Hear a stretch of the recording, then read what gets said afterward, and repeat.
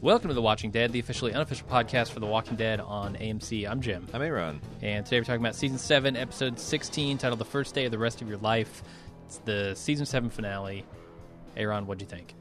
I'm having an exceptionally hard time coming up with a final score for this thing because I found it undeniably entertaining. Sometimes, not for the right reasons. I found some of the monologues surprisingly well written and effective, and maybe it's just because I just have a lot of residual characters or affection for these characters. When Maggie goes back and waxes about what a unselfish hero Glenn was, it kind of gets me. But also a lot of the action I thought was staged in a way that you had to make a couple leaps of logic to follow it. Mm-hmm.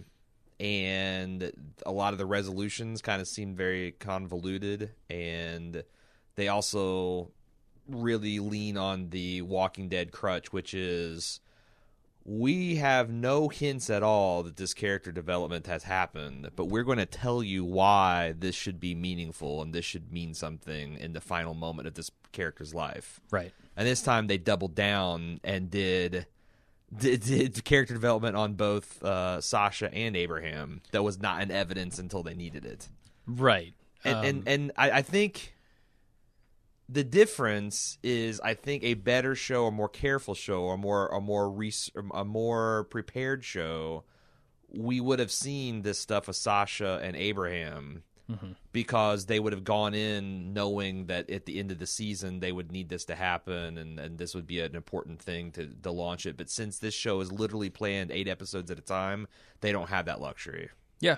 No, it's I had a lot of the same problems you did. I think beyond the stuff you just said, there's also a big problem with this show just plain telegraphing what it's going to do. Yeah. In ways that then don't surprise you. Like, it should have been a surprise to us that Sasha was going to kill herself in this box somehow. And they played it like it was going to be. Mm-hmm. But it wasn't. I think anybody watching it, anybody who had watched that previous episode and then watched this episode knew this pill's coming back into play. And by trying to execute on that, they also disrupted the flow of what should have been an epic confrontation for a finale. And I couldn't stand every time they cut back to Sasha.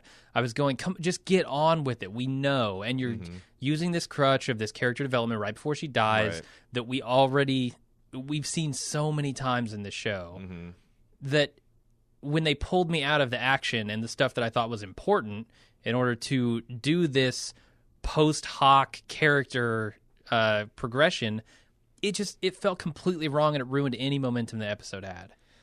Yeah, it kind of feels like, and I mean, the end result is undeniably pretty and well executed, I think. It's just the difference between watching a master paint and a paint by numbers. Yeah. Like a paint by numbers done competently can actually look pretty good at the end. Mm-hmm. But it's once oh my God, did you paint that? Oh no, it's a paint by numbers kid. You're automatically less impressed, right? Definitely. Well, this is the equivalent. Like they just okay, here is what more successful shows have done. They've done it in this arty way. Mm-hmm. But instead of reflecting back on things that we already knew about these characters and these organic moments coming together to give it extra weight, it's like, nope, they're just going to give them, this is all self-contained. They're manufacturing a moment instead of letting it a moment blossom, the way it should, and it just feels so contrived. Yeah, and that's the thing, it's like, that's I guess what separates really high quality stuff from more amateur fanfic basis. Like if you read a fan fiction, the nerds that write that can really nail the exciting action pieces. You want a Star Wars fan fiction, and see a big Jedi battle. Some of these guys can they're fucking William Faulkner of action scenes. And so they get these set pieces, but getting them all to connect, that's the hard part of writing. Why is this person here to be doing this awesome thing? Yeah. Why should I care? How are you going to get then to the next set piece? That's where you really earn your keep as a professional writer. And this is where Walking Dead consistently takes the easy way out. Yeah. No, it's unfortunate because I do think there are some enjoyable things in this episode, but overall, like generally, I thought it was a pretty poor finale as far as Walking Dead finales go. Yeah, and then also underpinning everything is the garbage people, right? And how could we forget? And unfortunately, with the garbage people, they've infected my enjoyment of Ezekiel. Like my suspension of disbelief can just accept that people would go to an Arthurian legend to derive hope in a hopeless situation. But when Jadis is up there, Romulan commandering it and doing all this bullshit, and they're riding in on 10 speeds in garbage trucks, and speaking like ESL Eastern European rejects, I don't know what to do with it, and it makes Ezekiel look stupid. And also, Ezekiel, why are you quoting Shakespeare when you're dealing with Morgan, who knows that this is a charade? Right. Like, why would Morgan be like, look, dude, we're not with the plebes anymore. You don't have to inspire. Like, just be real with me, man. Yeah, I get what you're saying. Like, you can kind of roll with some things and not realize how much you're rolling with until you hit that wall. Yeah. And it makes you re-question, like, why have I been going along with this? This is not okay. Right. Like you can take things too far, and then it makes you recontextualize everything. And right. I think you're right with Ezekiel. The trash people are not doing him a great service. Yeah, it kind of makes everything. But on the other end, Shiva was really cool. Yeah. Like getting a tiger mauling into action, that was pretty sweet. Yeah. Some of the actual resolutions to the conflict, like Sasha popping out as a zombie and Carl whirling around shooting people, that was kind of cool. Mm-hmm. But I don't know what the hell Negan was actually up to. Like, I didn't understand his plan and why he thought it would work and what it was supposed to do well enough to appreciate the fact that Sasha subverted it. Yeah, I guess his plan was just to roll up there and say, hey, I got Sasha, you don't want her to die, right? Yeah. And then come in and kill 3 people? Like, Sasha talked him down to 1, but his original plan was, I'm going to use you as a pawn to get in and then kill 3 of them. Yeah. Why would he think that would work? I don't know. But then also Rick is being defiant in the face of Negan, comically so. Like, even the head... Yeah. And I guess it's cool because he just happened to be right, because a giant coincidence of these two groups from completely different sections of the world, of the country, that have like variable travel distances happen to converge at the exact right, like the exact right moment. No, they needed that one. Yeah, like she gets there a half second late, and Carl's brains are splattered, and maybe I don't know, maybe Rick needed to pay more of a price. I think so. Like maybe Carl or Michonne has to die to show that, like, the shit that, because that's the other thing is, like, they frame Sasha as this person that puts her ass on the line for other people, yet her and Rosita's crusade was much more about this avenging a single man, right? And their particular dealing with the grief. It wasn't about other people. It was a very selfish act, right? And that's the thing that doesn't feel right about this glorious speech at the end by Maggie about sacrifice for others, is that the only point at which Sasha was willing to sacrifice for others was when she was already up against it. I mean, she had no way out here. The only option was sacrifice for the others. Yeah. That's not true sacrifice, in my opinion. And the thing that she did that was so stupid to get her into that situation was the exact opposite, selfishness. Yes. So, like, they're trying to make this really poignant moment at the end that just falls flat to me because of the actions that led up to it. It's just yet another symptom of them not thinking ahead on the show enough. Yeah, so, I mean, there's a lot. Can you let me know what is the actual community's feeling? Because I got on Reddit, and it seemed it's also mixed. It seemed like a lot of people really liked it, and there's a lot of people, but almost universal opinion. The top-rated thread, even above the post-discussion thread, is, what the fuck is with these garbage people? How in the world did they have this culture in less than two and a half years after the fall of mankind? It makes no sense. And yeah, I felt like so even if you enjoyed the episode, there's this cloud of like, what the fuck is going on with this community? I think this is actually a brilliant play by the trash people. The trash people speak this way because no one can possibly hope to understand what they're actually saying. And then in that way, they can lull you into this false sense of security. Like, I think they're on our side, right? Right. They're on our side. Come on. Clearly, they haven't killed us yet. They're on our side. They take, but they don't bother. Right. Rick, what does that mean? Taking from us would bother us, so surely, yeah. And all along, they're saying, we're going to take. We're going to take. We're not going to bother with your stupid plan. Like, they've been telling you the real plan the whole time, and they've just been saying it in such a weird way that you don't get it. Right, and I understand, like, people are like, okay, well, I think Rick is foolish to trust these people and give them guns. Well, he's desperate. He is desperate, yeah. But how many times do you have to show a person being desperate? Like, taking Dwight's gambit shows that Rick is desperate. Like, that's a big sacrifice. Like, doubling down on the desperation, I don't know. It seems weird. Like, what? And if you don't agree with me here, like, how many times would Rick have to take a bad deal? Like, what if a third group showed up? Like, what if Joe's Claimers showed up and be like, oh, yeah, we'll help you with this Negan problem. Would you be like, well, he's desperate, clearly. Clearly. The garbage people might pitch. You got to, and, he's going to go in and take all the guns from Oceanside. Like, well, he's desperate. Like, how many fucking things does he have to do in desperation before you're like, you know what? Maybe you got enough fucking cards up your sleeve you can be choosy. Yeah. And that's what they took the one... Rick leap of faith from the comic book, and they generate all this. And the only reason the trash people exist is to bloat out this season at 2 episodes. Yeah. That's literally the only reason they exist. To send them on a goose chase, right? Yeah. Like, you got to find guns. Not enough guns. Find more guns. Yeah, it gets repetitive and annoying. Are we going to actually recap this episode? We are. Okay. Yeah. Maybe we should do that now. All right. Hey, everybody, before we get into the recap proper, we've got a little bit of housekeeping we want to do, talk about some of our upcoming content. We think you guys are really going to like it. Tonight, we missed it on Thursday night because I was out of town, but we've got Ghost in the Shell, the full review coming up. We're seeing it at our first opportunity. We're going to get that podcast out for you tonight. We've got a lot of other shows that are starting up in the next month or so, the next few weeks, actually. Better Call Saul is the first one that's actually going to have the preview podcast out for season 3 Wednesday, I think, is the day. Yeah. We're also going to be starting The Leftovers here, which airs just a week after that. We'll be doing the preview cast for that sometime before it airs. It's tough because now Aaron's going on vacation, so I don't know. Our schedule's all topsy-turvy, but we will have both of those shows coming back, as well as Fargo. Which will be both in the Fargo feed and the Bald Move TV feed, so you can get it kind of everywhere. And germane to Walking Dead interest, we also played the last episode of the Michonne saga. Yep. A.K.A. the Storm and Norma saga. Yeah, episode 3's up right now, so if you're a club member and you want to go check that out, just go to the website and you can click through the link.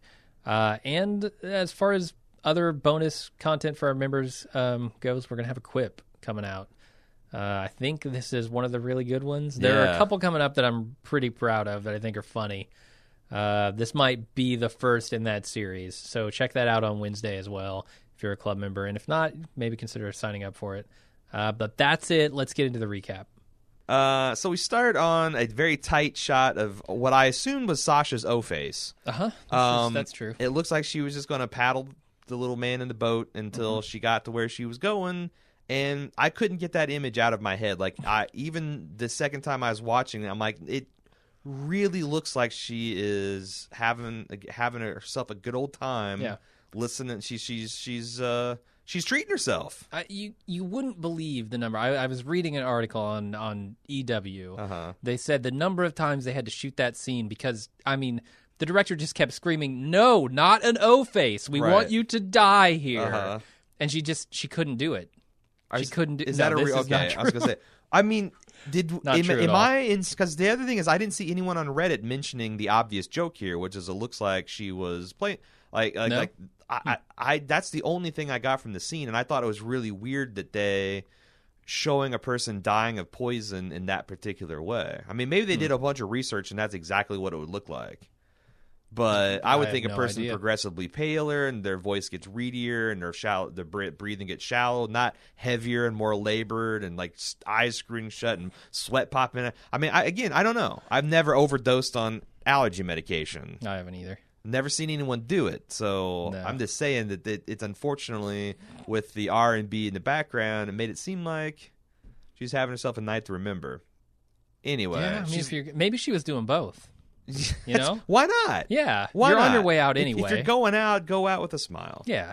But she's listening to "Someday We'll Be Free" by Donny Hathaway throughout this. Anytime I refer to a Sasha flashback, know that it's going to be tight shot on her face in the dark, listening to music, masturbating, while she gives a choice quote from Abraham and is going to immediately initialize that memory. Mm-hmm. And indeed, we have Abe and Sasha flashing back to right before they leave for the hilltop with Maggie and her torn uterus. And Abraham says, "Maggie's in trouble. I got to go." And Sasha says, "Don't." Okay. Anything to discuss? This is... No, not really. Then Negan shows up to Sasha's cell and enlists her to help with the demonstration he's got cooked up to help instruct Rick's group. He says, if you do your player cards right, only 3 will have to die. She says, "Oh, come on. Surely only one person has to die." And he's like, "Okay, fine." And he gives her a silver platter full of pancakes with a blueberry smiley face on it. Yeah. What the hell's wrong with Negan? He enjoys toying with people. I mean, that much is clear. Yeah. But I don't know why he thinks it's appropriate at this moment. Yeah. Like, I get it. Like, it's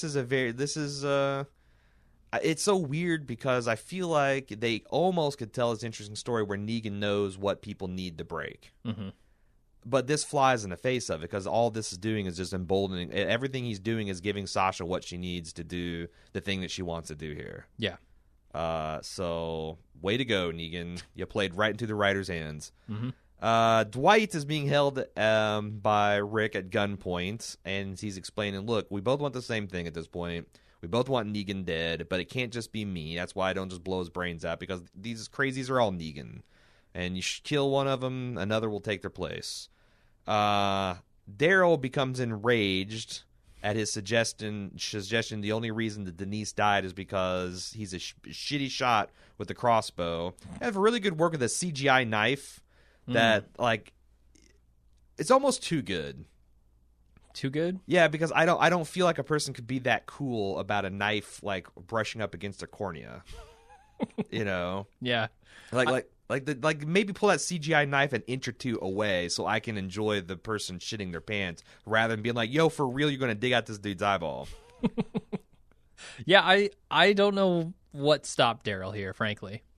I'm not sure. Like, he rushes in like a madman ready to kill you, and then he stops before. It's the Dwight dialogue where he says, "The only reason I did the things that you want to kill me for are for a person who I no longer need to protect and the same person that saved you." So we're kind of, in a weird way, on the opposite sides of the same coin. Mm-hmm.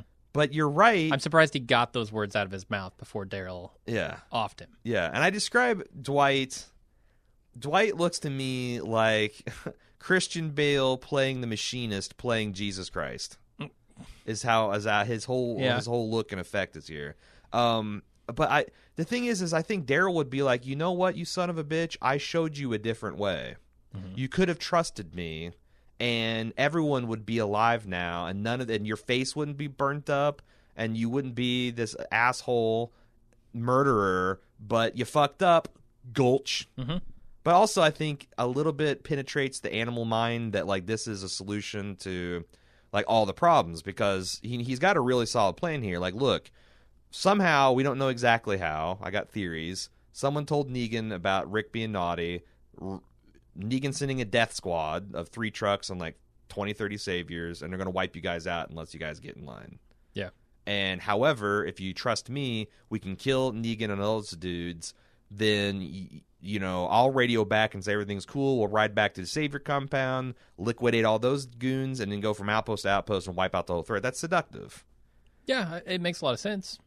And it also would frame Rick as highly desperate, because it's also, I mean, they framed this in a later discussion with him and Daryl where Rick's like, "If this guy's lying, it's all over." Yeah. So again, I ask, why do we need 3 or 4 other depictions of Rick acting desperate? This was a really good one. It was. So he already set the desperation train in motion, I guess, a few episodes ago with the trash people, right? That's what I'm saying, but it each one blunts the impact. Yeah. Because if you're just making deals with everyone, I mean, you're like you're not that desperate. That's what I'm saying. If you have 5 fucking options to choose from, and 2 of them like they're all bad, but some of them are less bad than others, then yes, you're desperate, but you have options. Truly desperate people only have one. Like if Rick had no other thing, he had no Seaside, he had no Dwight, then trusting the garbage people, I guess, is justified. But every time you give him more choices and more options, it feels like it's less justified. Mm-hmm. And then turns out the Hilltop and the Kingdom were on board all along. So what the fuck? So Sasha, we're back to another flashback with her. She explains to Abraham she had a dream the night before, and that's pretty much the end of that scene because Negan comes in, and I don't know. He seems delusional with his discussion of Sasha. Like, again, I don't understand his plot enough to understand why having her in the coffin is super important. Why the theatrical nature of that is super important. Why he what's his plan? His plan B, if she doesn't cooperate, is just kill everyone in Alexandria? Yeah.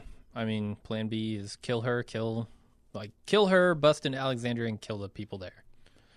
But I mean, I guess he wants her to play along because he thinks that she can convince the others to back down. But he knows the thing is like, that makes sense if you don't know that Negan has the trash people on his side. Mm-hmm. So plan B is to I don't understand why. I guess this is more about testing Sasha's loyalty, that she'll jump in this coffin and play along with the betrayal, like Eugene too eagerly does. It's more of a test for him, and he's got his bases covered with the trash people. Maybe.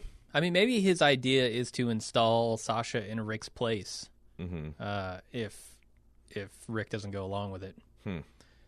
And that test of loyalty would be useful for that, I suppose.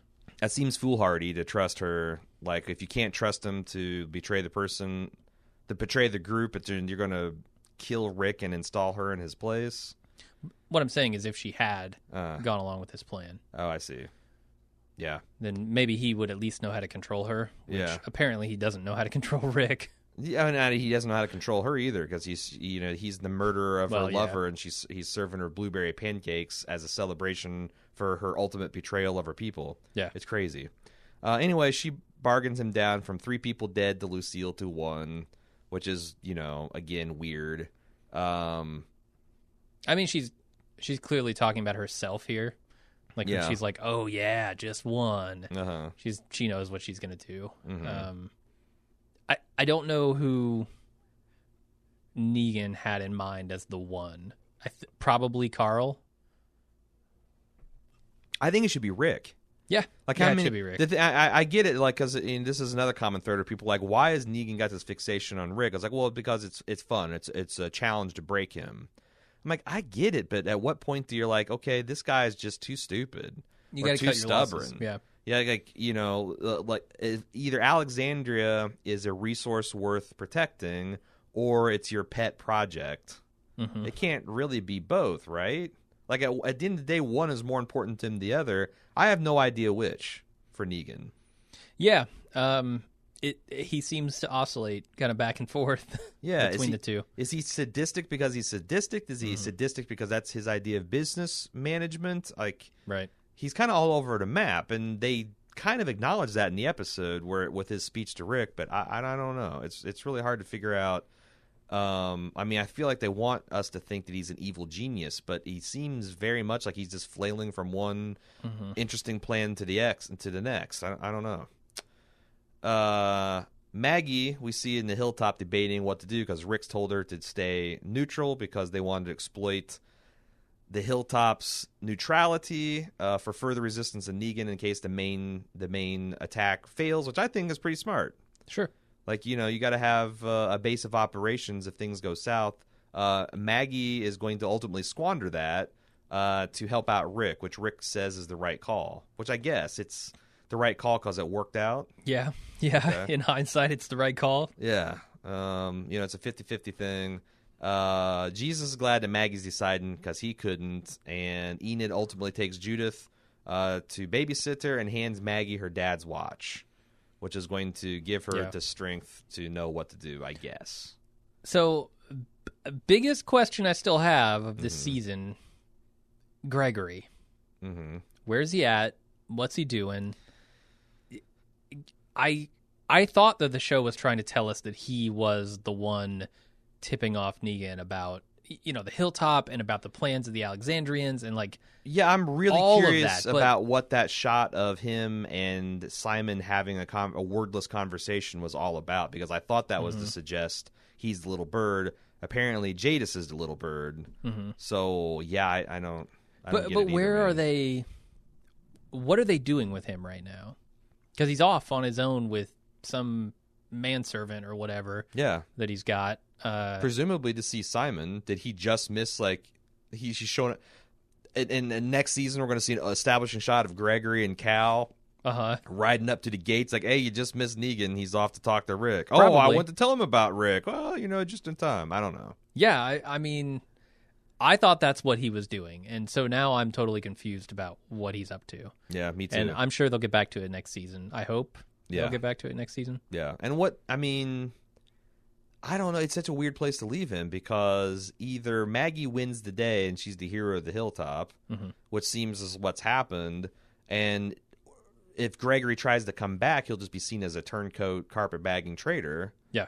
Or Maggie will be beat and disgraced, and then maybe he can come back with a platform of, see, I was right. Working with the Saviors is the only way. Yeah. And that's not going to fucking happen, so what the hell? Yeah, I can't see that. Yeah. I don't know. All right. The kingdom is also moving with suspicious timing to Alexandria. They find a Richard trap, the classic shopping cart wiener strategy, except for Morgan is running it. And he says it's just for walkers for same some carts, reason. the exact same carts. He's sharpened his bow staff up into a weapon. Carol says, look, have you already started ambushing saviors? Because I'm smarter than Rosita and Sasha, and I can see how that would really fuck up our element of goddamn surprise. Sure would. And Morgan's like, no, I'm not that stupid. What kind of main character, what kind of title character would be that stupid, Carol? Like, if I did that, they should just kill me off. Yeah. Just kill me now. Yeah, I would deserve to die because Easily. I've jeopardized the whole group for my own selfish ambitions. And he says, no, I've just been killing zombies. Again, I'm not an idiot. King Ezekiel then steps up to him and talks a mess in ye old stage English about, are you going to extinguish all that you were? Cease this folly. And talking about wearing Benjamin's armor as a way to honor him. And, I mean, this guy, he's got two guys marching with, like, battle standards. Like these big red flags emblazoned with some kind of, I don't know, Team Yellow Pokemon thing. Yeah. What I think is funny about him is like, okay, maybe this does work for people in the post-apocalypse to give him something to believe in. But he's shown his real self to Carol and Morgan, and he's appealing to Morgan's better nature. You would think that it would be almost insulting to continue this act. Yeah, you got to take him aside and say, okay, Morgan, I'm going to drop the act for a second. Right. Do you really want to lose yourself again? Right. You told me about the clear. Carol told me about the clear. Somebody's told me about it. Yes.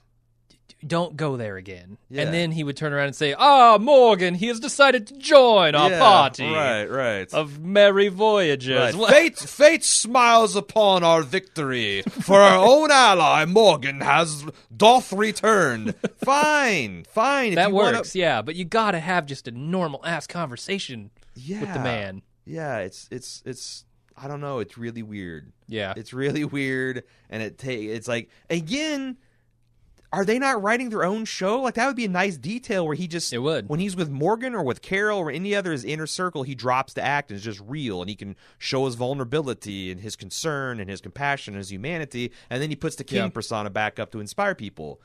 It would give the audience like something to grasp onto, saying, "Okay, yes, this is what is real here." Yes, and like all of this other stuff, yes, it's an act, but it's necessary. But it would give an inside track for the you can make him be fully crazy, and people tend to just believe because it's kind of like, you know, that he's got this crazy charisma. But it's weird that they're just half-assing both approaches, and it makes for a wildly inconsistent viewing experience for me. And it's hard for me to get into his later, like, Lord of the Rings Return of the King speeches when he's being this delusional with the quiet moments with Morgan.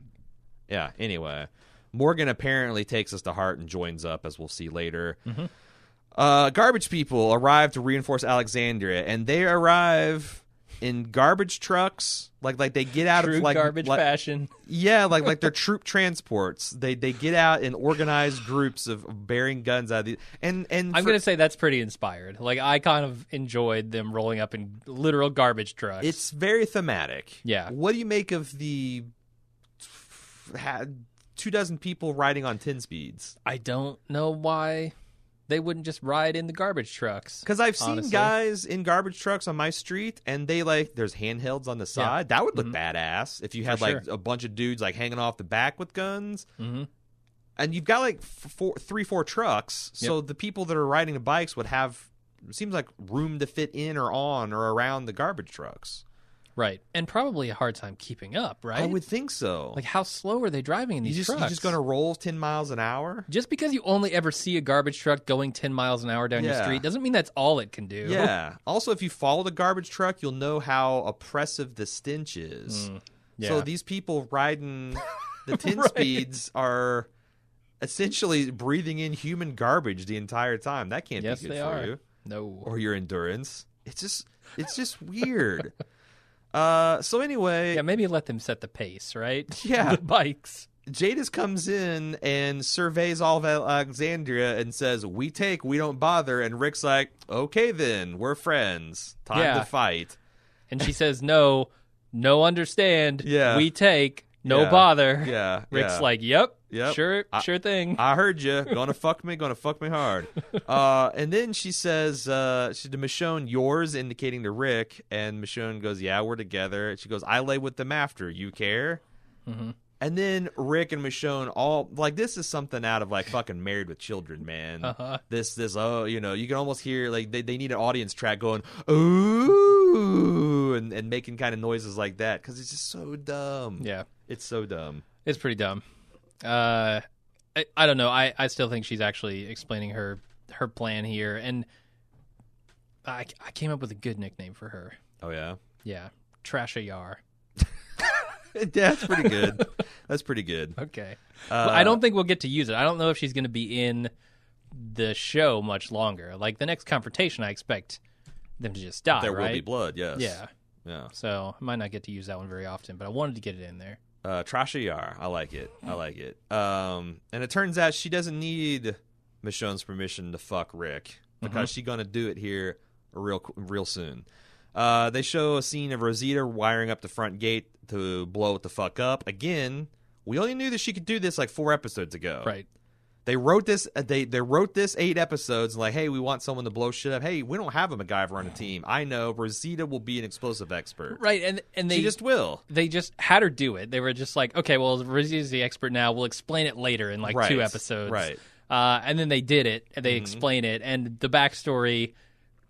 Actually, maybe that was one of the fake outs that worked because I expected once we started getting this heart to heart that Rosita was done for.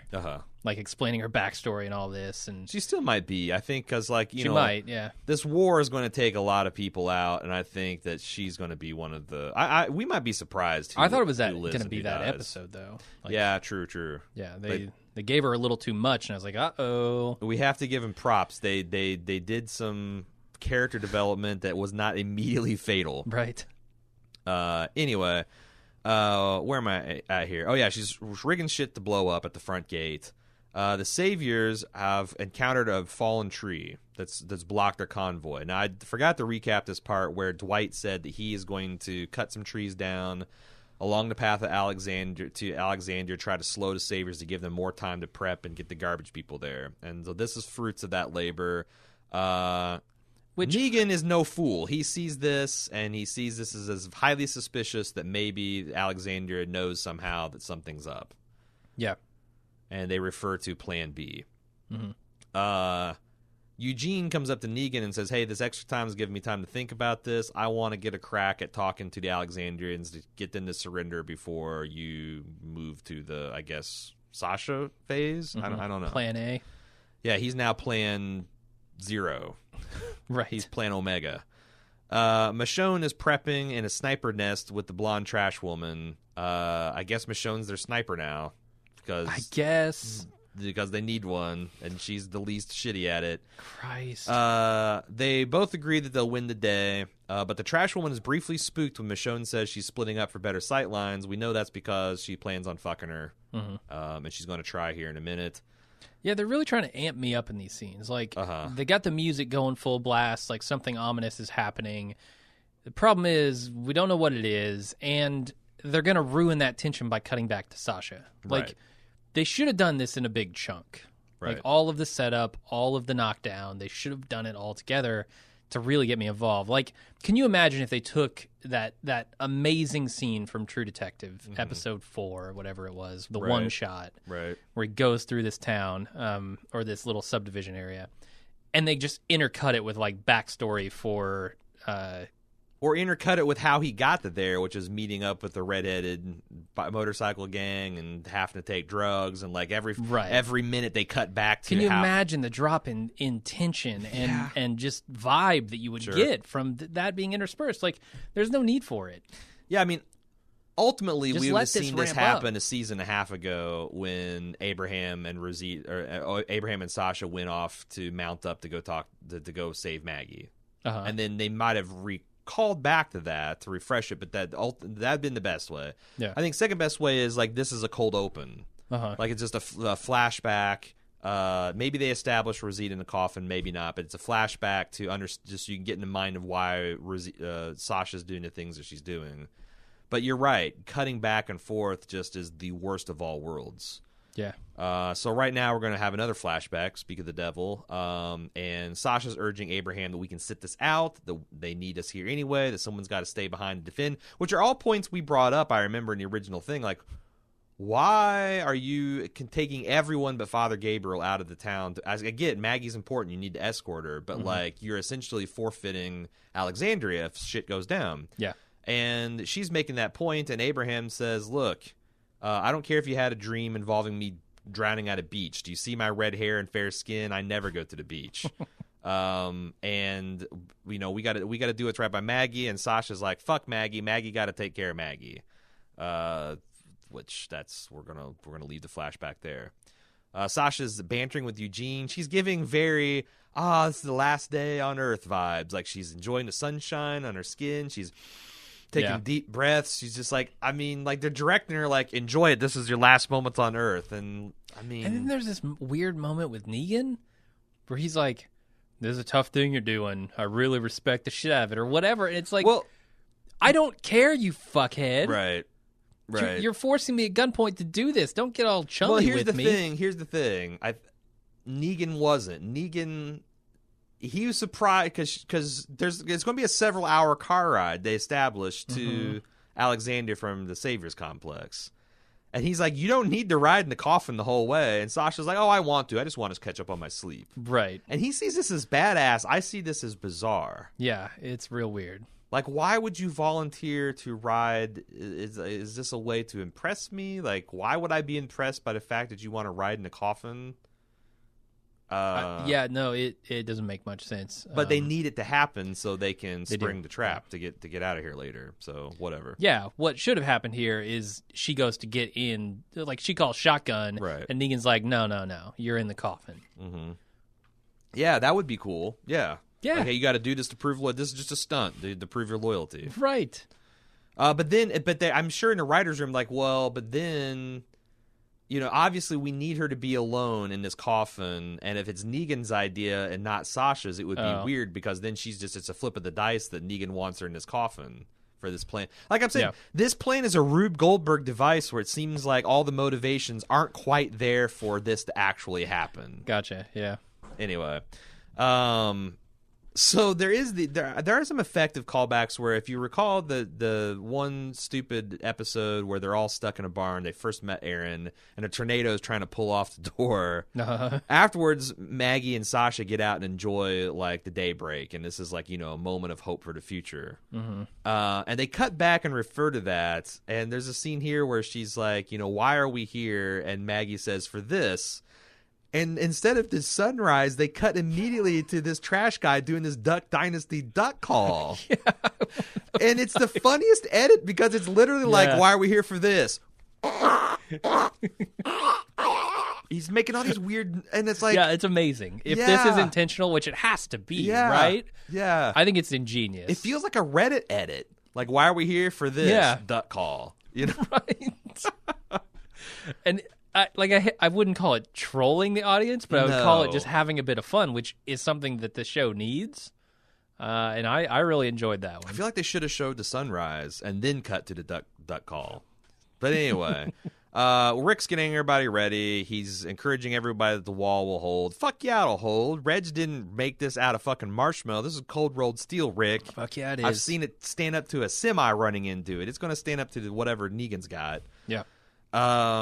Eugene comes riding up, and he's got a bullhorn, and he said, I come armed with 2 barrels of truth. A test is coming, and I'm handing out the cheat sheet. Mm-hmm. And he's essentially telling Rick, like, look, you got no options. You got to surrender. You got to pledge fealty, or this is all going to go pear-shaped for you. He says, ask where's Negan, and Eugene says, I'm Negan, and Rick makes this face like, oh, what the fuck? Yeah. He nods to Rosita to blow them all to hell, and she turns the key, and nothing happens. Yep. Okay. They establish Rosita MacGyvering up the explosives by the front gate. They establish that this is the front fucking gate of Alexandria. They also establish that there's more than usual amounts of presence of lookouts because they're expecting an attack. Right. How did they disable the explosives? I have no idea, man. Did an Alexandrian see the trash people go in and fuck with the explosives and be like, hey, man, why are you fucking with our trap? And the trash people are like, we don't bother? All right, that's cool. Like, right. I don't understand how this thing flopped. Yeah. Like, unless Rosita did it wrong as a joke, I don't see how this could have failed. Or they could have been taken unawares by it. Yeah, my only guess is that there was some downtime that we didn't see where one of the trash people snuck out. I don't give a shit if there was a day of downtime. Did they leave the thing unguarded? Yes, that's what I'm implying. Okay. The downtime is just like them sipping lemonade and playing pool. You're talking like all the way downtime. All the way down, yeah. Not like the brief the long stretches of boredom in between brief flashes of terror and war. You're talking about like downtime, like playing pool. Right. With all the pool sticks and all the chalk downtime. Yep. That's the only explanation, but it's fucking stupid, right? Oh yeah. Okay. Yeah, we certainly didn't see it. Okay. Because they didn't want us to see it. They wanted it to be a huge surprise. And I guess that sort of worked. Like, it shouldn't have been surprising, but it was a little bit surprising. Yes. During the live watch when suddenly these junk people turn on the Alexandrians. That's my next question. Uh-huh. When did Negan treat with the junk people? I mean, it could have been any time. Like, did he when they're at Oceanside? But I'm okay. So the win is not relevant because we've had a whole season for them to meet. Right. Like, it's been a week or two in real time. Did Negan beat one of them to death with a baseball bat? Did they make Negan wrestle with a zombie with spikes in it in a pit? Like, what kind of it just. Like, there's a lot of shit that happened off camera that I have a lot of questions about that doesn't really make any sense. Mm-hmm. Like when Negan's like, I get a better deal. Better deal than what? What did he offer you? He offered you, I guess... 10 people? Yeah, 10 to 12 slaves? I guess, yeah. Would you go back and then, like, why did you stop there? Why didn't you go back to Rick and be like, okay, can you offer us a better deal? Yeah, it's weird because... they seem to have the numbers already, right? Like, the only reason the Alexandrians couldn't go without them is lack of numbers. They provided the numbers. Alexandrians provided the guns. Mm-hmm. So is 10 more people really worth the trouble here? I don't know. It seemed like a small price to pay for betrayal. I thought so too, but... Anyway, I'm not a trash person. And again, all this happened off screen to save the surprise, so I really don't. I have no idea. I just can speculate. Negan has some. This good is the lines. thing, though. About let me talk really quickly about the surprise because I think I feel like this is the writer's worst tendencies coming back in a useful way for them because we see these really stupid things. Like, obviously, Rick shouldn't trust these trash people. Right. Look at them. They're fucking abominations of human beings. But And the they're writers... not even commenting on that. We talked about that. Like, no one even acknowledges that this is fucking weird. Right. Like they mug and roll their eyes when they're talking to Ezekiel, but like someone beams down from Romulans and starts saying his shit, and they don't even laugh or joke about it. But that's the thing. We just think that the writers don't know what they're doing, and so we chalk it all up to that. But in fact, they knew exactly what they were doing, is they were setting us up for this moment. Right. Like, oh, well, I guess Rick's just going to trust him because that's what the writers wanted to do. Right. No, in fact, he misplaced that trust. Right. So I give them maybe a little too much credit by saying that was a clever move. Yeah. But I think it kind of was. That's the thing. If that was Rick's one desperate gambit, I think it would work. It's the fact that it wasn't. There was a way more desperate gambits, which again negates like if the hero has 4 different desperate gambits, then it's not that desperate. Sure. He's making the best of a bad situation, which is an entirely different fucking phenomenon, which would also be kind of interesting. But then you can no longer say, well, he's desperate. He has to like maybe he, I don't know, fucks over the trash people. Whatever. Watch Rick. I mean, I don't know. The other thing that did this show no favors is if you haven't seen the Rick and Morty season 3 premiere, which came out on April Fool's Day. It's one of the rare reverse April Fools where they did something it's incredible that they're going to have this premiere episode out months before it, and it actually happened instead of being just a gag. If you want to see an episode that really does double, triple, quadruple, mind-blowing twists amazingly, and it's a fucking cartoon, then watch that. Because this shit, like I see this and I'm like, oh, this is a mousetrap type of Rube Goldberg thing, except for they don't have the dive. The part where the diver jumps into the bathtub is gone. It's off camera. Yeah, and they never got the like fucking boot that kicks the bowling ball. Like there's a couple pieces missing to it. Yeah. Anyway, Negan has some pretty well written lines here. He's like, "You ever heard the one about the stupid little prick called Rick, and who thinks he knows shit and he doesn't know shit, and he gets all the people that he loves and cares about killed? It's about you." I think that's super funny. He calls them all animals because they were willing to kill Eugene, and he goes, well, will you be willing to kill Sasha? Because I got her right here in a coffin, and you got to give me all your guns again. You got to let me beat someone to death with Lucille again. You got to let me get Daryl again. And oh, by the way, I want your pool table. And your lemonade. And it's funny. It's funny, but it's just like literally the exact same thing that he did to get him into this position now. And at some point, like, the definition of crazy is doing the exact same thing over and over again and expecting different results. Yeah. I mean, this guy, you know, he draws some arbitrary line between, what is it? Not a test. It's something in punishment. Yeah. There's a warning versus punishment. Right. He draws this arbitrary line and then expects that when he doles out the punishment, that's going to be the resolution of it. But the punishment, if it's the same thing as the warning, right, is just going to result in more of the same actions. I would think more defiance. Right. Like how much do you, if you don't think these people were scared enough, because they clearly weren't, by what you did with the bat to Abraham and Glenn, right, what makes you think that they're going to be scared enough now to back down if you bash in Carl's head and take Rick's hands? Yeah, and I think there's a point about not wanting to make Rick a martyr because, like, you kill someone that everyone respects and, like, that just emboldens them.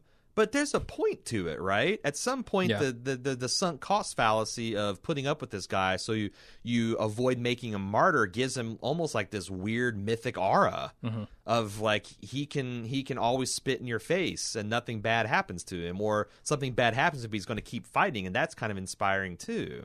Yeah. It's so weird because I don't want to say it. I don't like saying this too much in the non-spoilers, but they do all these concepts way better in the comics. Yeah. Because they're not doing 4 or 5 variations of the same thing all the time. It's like that simple concept, and they do it well. Anyway, Sasha flashback. She's telling Abraham that the dream felt real, that we lost this, and we had just started. And Abe says, I'm going to call you on your bullshit. You're going to feel real bad about saying Maggie should handle her own business, and you're going to feel like a coward, and then you're going to insist on going alone. And the obvious solution is that we both go, because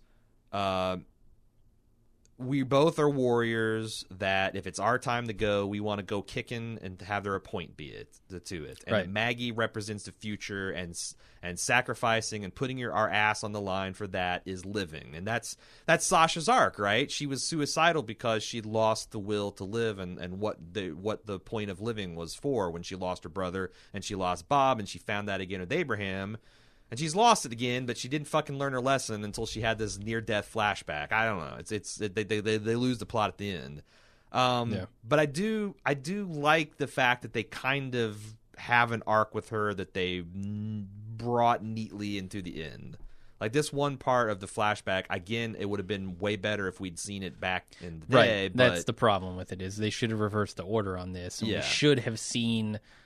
Because last episode, she quotes that line from Abraham. That he would have wanted to have a point to going out. And again, imagine if we all, because everybody in Reddit would have been like, "Oh, remember this scene in season blah blah," and then they would, and everybody would be like, "Oh, it'd been awesome." But they're just literally made shit up, and then now they're going to retrofit it into being significant. Yeah. And kudos, Michael Cudlitz gets another paycheck, but yeah. So it's only now that we finally understand exactly why she said that to Eugene last episode. Yes. I really think they should have flopped that around. Yeah, agreed. So we then go back. Eugene establishes there's a couple hours it's going to take to get there, which, again, it seems awfully suspect that she would take this medicine and die and assure herself of coming back as a zombie, because we've seen it take anywhere from 2 minutes to 20 hours to turn. Yeah, I mean, if you remember back in season 1, you and I were giggling because we're like, "What is the end game here?" He's going to open, because we'd missed this line in the original about it's taking hours, because it takes hours to get to Alexandria for real. Yeah, in a convoy, a couple hours to get to Alexandria. Okay, but I mean that might not even be enough, right? Right. That's what I'm saying. It's like there was still the possibility that she just flopped. Like he opens the top hatch, she just flops out over the waist high railing. Or she's puked blood and shit herself, and here you go, Rick, Sasha. It's like what? That Alive would be so funny. Yeah, that'd be so funny. It would be. It would have been awesome.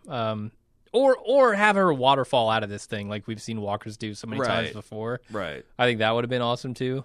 Right. And they all show, just for the really slow members of us, they show her getting in the coffin, volunteering to get into the coffin nonsensically, and take her pill and take her water and start to slowly die. And then they cut to the present, and zombie Sasha pops out, and everything goes to hell. Yeah. Negan gets taken to the ground. Zombie Sasha kills one of his dudes. Jada shoots Rick in the side and throws him off the tower. Daryl somehow picks up a dead orbit fusion rifle from Destiny, starts killing dudes with it. But everybody's quickly subdued. A lot of red shirts around town that we've never met before are shown dead on the ground. Mm-hmm. And everyone that we really care for is rounded up and put on their hands and knees and handcuffed. Except for Michonne, who throughout this, keep in mind, throughout this entire sequence we're going to be talking about, she's getting the shit beat out of her. Yeah. Like looks like she's getting teeth knocked out. Her eyes are getting swollen. This blonde woman is taking it to her. She is. She's like an American Gladiator contestant, and this is fucking Lace or Ice or whoever the big muscular woman that brutalized people was. Yeah. Yeah. So Negan wheels and deals for 10 or 12 of something that they don't really establish, but were understood to be Jadis bargaining for people's lives or slaves from Alexandria. And she says they agreed to 12, and Negan says you're going to take 10, and she accepts it because she's a terrible negotiator. Then he informs Rick, I'm going to beat Carl to death, and I'm going to beat your hands off with this bat. He says Lucille's going to take him, which sounds badass. Yeah. And then Rick says, Rick then hears a woman scream from the sniper's nest, and we're supposed to believe that Michonne just got thrown off the tower. But nobody believed that, right? No. And we knew. They do a good job of selling it, because the last we see, the blonde woman's got the upper hand. She's bending Michonne off the edge of this parapet, and Michonne's just talking a mess about, no, we're the ones that are going to win. We're the ones that are going to win. Mm-hmm. Anyway, Negan picks up on the significance of the events and says, wow, you just lost someone you really love. And Rick says, I'm going to kill you. I don't care if you beat my son to death in front of me. I don't care if you take my hands. I'm still going to kill you. And you're all dead. You're already dead. You don't know it. And Negan has a perfect reaction. He's like, wow, you're fucking crazy. He laughs at him. He starts to beat Carl in the head. And then things go to shit again. Because a tiger fucking knocks over Negan and mauls his bodyguard. Yeah. King Ezekiel comes in. Alexandria will not fall on this day. Then Hilltop at the exact same time. Maggie has phalanxes that she's calling out and shit. And Negan's like, God damn, a tiger. And then Maggie comes in. The widow's alive. Guns a-blazing. I'm not making any of this shit up. These are things he says. Word for word. Morgan's sticking fools in the face with a sharp stick. The trash people pop flares and smoke grenades and make disappear like little garbage ninjas. Problem, Rick knows where he rat fools, and I hope he murks every last motherfucker next season. Maybe they'll run. Maybe they'll move. They'll go to the seaside. Yeah, they don't bother. They're going to take a vacation and not bother to come back. Yep. Negan retreats, flipping the bird to automatic weapons fire. So good. It's so funny. Yeah. Like, it's super foolhardy because he's just like this truck's getting riddled with automatic weapons fire, and he just flips them off. It's like, I mean, what else notch. do you do? Yeah. Top notch. Not a criticism there. Wish they would have shot his finger off. That'd have been pretty good. King Ezekiel says, now it ends! And he goes off at a mild trot after the retreating saviors. The Alexanders are repulsed from following the retreat. By their own gate? Yeah. The junk people the trash people have locked them into their own town? They locked them in their own town and repulsed them with concentrated garbage fire. This does not bode well for Season 8. No. I think the first 8 episodes of Season 8 are just going to be them trying to get out of town. They locked it from the outside. God damn these garbage people. So let me ask you this. Yeah, okay. How does a tiger distinguish between good guys and bad guys? The tiger rolls up. They see people on their knees. They see people with guns, or it sees people with guns. How does it know which one to go for? I don't know. I think that is a flaw, but it's one of which I would gladly overlook if it was the only one I was presented with. Yeah. Because I could be like, okay, I'm presenting it as a joke. No, but some people are serious about it, and I think like Siva, like I would buy that King Ezekiel could point to some dude and she would go maul him. Yeah. But yeah, that's like the least inexplicable thing. I think it would be cool if the tiger was just tearing shit up. Like, no, it'd be Alexandrians. Like, right. Ezekiel lets it off the leash, and it just goes to town on things. And then everybody in Reddit would be like, "Well, King Ezekiel was desperate. He had to really unleash the tiger." Yeah, yeah. Maybe the tiger mauls 3 of him, but he'll maul 10 of the saviors. And he's still money ahead. Yeah. No, that would be kind of cool. And then he calls it off. I mean, when he sees the damage it's doing, but right. I don't know. I've often wondered that, like Rob in Game of Thrones with his dire wolf when he's fighting. They never show this, but like you got a horse-sized wolf on the battlefield. Some Starks got mauled. Got to be. Someone got in the way and got trampled or mauled or something. Like, yeah, I'm sure a lot more Lannisters died. Yeah. But that's the problem when you got a wild fucking tank on the battlefield. Yeah. Okay, so Rick and Carl hurry to the sniper nest, find out it's not Michonne dead, but the blonde trash woman, and they go and comfort a very battered Michonne, and she's trying to say, we're the ones who are going to win, but she can't, and Rick sees what she's trying to say and say, we are and we will. Mm-hmm. Back at the Negan complex, he says he's informed by Simon that everyone is on level blue and ready to go. Negan then intensely questions Eugene on how Sasha died, which I thought was a little bit of a leap that he was that suspicious. Because my first thought when I found out she was going to be riding that coffin for hours, that like, aren't those coffins like hermetically sealed? Yeah. Eugene explains it as like the tarp being wound around it, as doing it. But like I thought coffins were airtight. Like, I could see like point. Heat stroke. I could see all sorts of problems with riding in a coffin for hours. Right, on the back of a semi truck. Like you hit a bump and it severed her cervical spine. You know, right? It fractured her cervix, tore open her uterus. Right. But we know that's not fatal, so it couldn't have been that. Right. Yeah, you can lead a rebellion with the torn uterus. And so ultimately Eugene says, oh yeah, you guys wrapped the title around too tight and she must have just suffocated. And Negan's like, yeah maybe. Then he goes, all right, boys, we're going to war. And everybody's like, yeah, woo, yes, sir. Shoot 'em up, pow, pow. Rick and Maggie are then back discussing how much they mean to each other. This is a voiceover over a whole bunch of shit that's happening. Over Maggie and Jesus finding Sasha, wandering the woods as a zombie and putting her down, which I thought was pretty good. Jerry gets